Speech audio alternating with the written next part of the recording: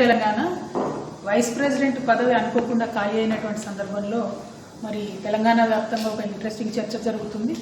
BJP senior నాయకులుగా ఉన్నటువంటి పెద్దలు విద్యాసాగర్ రావు గారు ఇదివరకు గవర్నర్గా చేస్తున్నారు. ఆయన పేరుని ప్రతిపాదించినా బాగుంటుంది. మన తెలంగాణ బిడ్డ వైస్ ప్రెసిడెంట్ అయినట్టు ఉంటుంది. మన దత్తన్న నిన్న మొన్నటి దాకా కూడా ఆయన గవర్నర్గా పనిచేసినారు. మరి వారి పేరును ప్రతిపాదించినా కూడా చాలా బాగుంటుంది. దత్తాత్రేయ గారు మరీ పర్టికులర్లీ చాలా సింపుల్గా ప్రజల మధ్యలో ఉండేటటువంటి మనిషి కాబట్టి దత్తాత్రేయ గారికి వైస్ ప్రెసిడెంట్ ఇస్తే తప్పకుండా తెలంగాణ గడ్డ పేరు కూడా వెలుగొందుతుంది అనేటటువంటి ఆశ నాకు. Thank you. జై తెలంగాణ. నిన్న రాహుల్ గాంధీ గారు దేశ ప్రజలను క్షమాపణ కోరడం జరిగింది.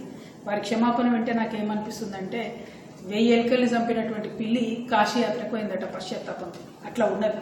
సరే, ఫైనల్లీ రాహుల్ గాంధీ గారు పశ్చాత్తాప పడుతున్నారు. కానీ వారి యొక్క ఈ క్షమాపణ నిజమైతే, వారు నిజంగానే బీసీ బిడ్డల్లో మంచి జరగాలని కోరుకుంటే, వాళ్ళు నిజంగానే సిన్సియర్గా బీసీ రిజర్వేషన్లు ఇవ్వాలని కోరుకుంటే, మీరు చేసినటువంటి జనగణన తప్పు, కులగణన తప్పు అని ప్రతి ఒక్కరు తెలంగాణలో చెప్తున్నటువంటి సందర్భం ఉన్నది. అనేక మంది అసలు మా ఇంటికి రానేలేదని చెప్తున్నటువంటి సందర్భం ఉన్నది. నిజంగానే మీరు దీన్ని దేశానికి ఎక్స్రేగా తెలంగాణ మోడల్ని చూపించాలనుకుంటే మాత్రం ఖచ్చితంగా మీరు తెలంగాణలో మీరు చేసినటువంటి కులగణన వివరాలు గ్రామాల వారీగా, గ్రామ పంచాయతీల వారీగా, కులాల వారీగా బయటపెట్టండి. ఏమన్నా అందులో తప్పు ఉంటే, ఎవరైనా డేటా తప్పుబడి ఉంటే సరిదిద్దుకునేటటువంటి అవకాశం వాళ్ళకి ఇవ్వండి. ఎందుకంటే అనేక సంవత్సరాలకు జరుగుతున్నది. స్వాతంత్రం వచ్చినాక తొలిసారిగా జరుగుతున్నటువంటి కులగణన. ఆనాడు కేసీఆర్ గారు చేసిండు. అప్పుడు దాని డేటాను మనం పథకాల కోసం వాడుకున్నాం. ఇవాళ చేస్తూ ఉన్నాం. ఈ డేటాను మంచిగా ఇవ్వాలి. కేసీఆర్ గారు డేటా చేసినప్పుడు 52% ఉన్న బీసీ పాపులేషన్ ఇవాళ 46% తగ్గింది. సో బీసీ బిడ్డలందరూ కూడా ఆందోళన ఉన్నారు. కాబట్టి రాహుల్ గాంధీ గారు నేను డిమాండ్ చేస్తూ ఉన్నా, మీరు నిజాయితీతోని కనుక క్షమాపణ చెప్పినట్టయితే, నిజంగా బీసీ బిడ్డలు బాగుపడాలని కోరుకున్నట్టయితే గ్రామాల వారీగా వివరాలు బయటపెట్టండి. భూసాని కమిషన్ రిపోర్ట్ని బయటపెట్టండి.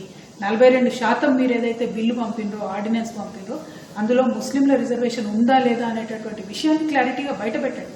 ఇవన్నీ చెప్పకుండా దాచుకొని ప్రజల్ని మభ్యపెట్టాలనే ప్రయత్నాలు చేయవద్దని చెప్పి రాహుల్ గాంధీ గారు కోరుతున్నారు. జై Telangana. I've heard Rahul Gandhi ji apologize to the nation yesterday. He claimed that when Congress was in power, they could not conduct the caste census. It is really unfortunate, Rahul Gandhi ji. In the last 75 years of our independence, majority rule was by the Congress party. So what will you say about the missed opportunities to the OBCs?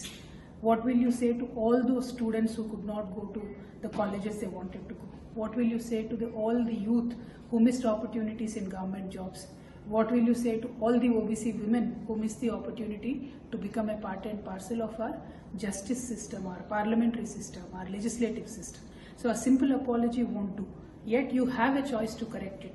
I challenge you, Mr. Rahul ji, if your apology to the OBC community is truthful, if you are sincere about OBC's empowerment, if you are serious about OBC's development of this nation, the Telangana OBC caste census that is done here, you have a choice to wash away all your sins. Kindly display the details village-wise, gram panchayat-wise. If there is any discrepancy, give people to correct it.